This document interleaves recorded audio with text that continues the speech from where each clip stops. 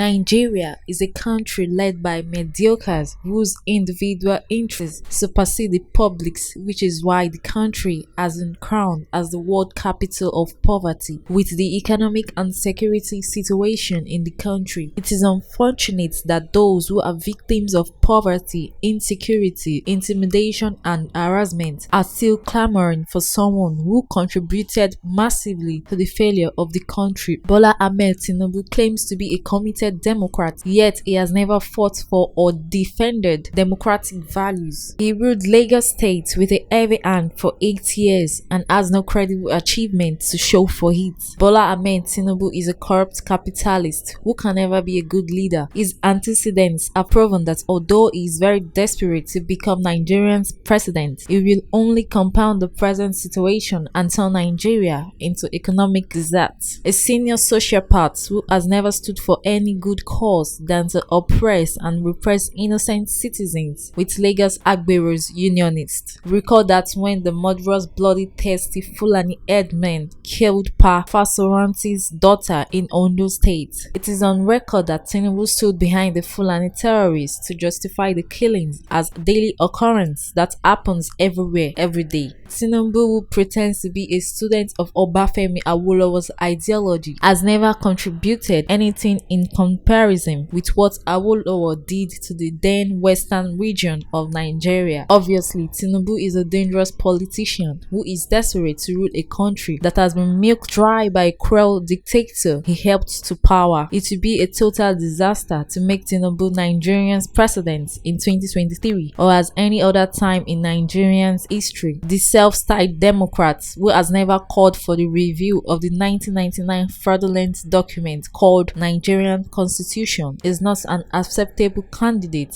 in the 2023 election or any other one for that matter. After having wrecked Lagos Treasury, he now tours Europe and America to seek medical treatment after refusing to build any reasonable hospital in Lagos during the 8 years he spent in power. Perhaps no one amongst his blind supporters can justify the absence of well-equipped hospitals in Lagos in comparison with the world-class hospitals in London, where he enjoys his medical tourism. If this desperate politician had built world-class hospitals in Lagos, he wouldn't have to leave Nigeria to another country to get himself treated. Expectedly, he only left behind death traps as a legacy for the 8 years he spent in office. Tinubu has never been a genuine leader as he claims, not even in the southwest. For instance, he deliberately impoverished Lagos State and made sure millions of children were out of school to enable him use them as political talk during elections. The Agbero's system of government in Lagos State will be the type of government Tinubu will operate if given the opportunity to lead the country. It will be a system where hoodlums will be empowered with arms to mob opposition members and critics as they always do during and even after election. The last council election in Lagos State showed how cruel and desperate Tinubu is. Nigerians must take note. Nigeria is a failed state because the oppressed people see the likes of Tinubu as a savior who can take us to the promised land. Meanwhile, these desperate politicians seriously contributed to our present predicament and is now seeking direct access to the Nigerian treasury. This should never be allowed. It is time to settle our differences as oppressed people. Our unity is the only weapon that can kick these vagabonds out of power. A people united can never be defeated, he said.